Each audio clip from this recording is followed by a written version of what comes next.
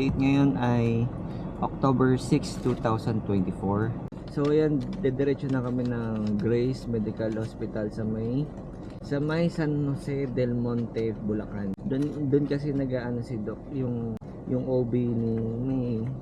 And today, ito yung time na papaitlogin na si May. Papaanakin siya.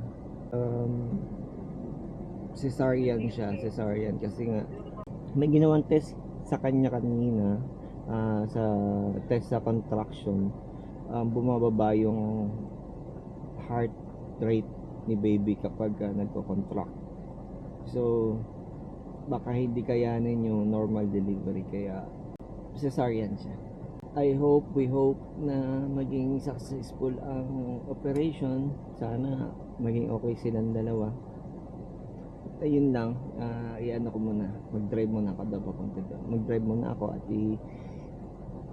pupunta muna kami doon. Okay, bye-bye. Ingat muna.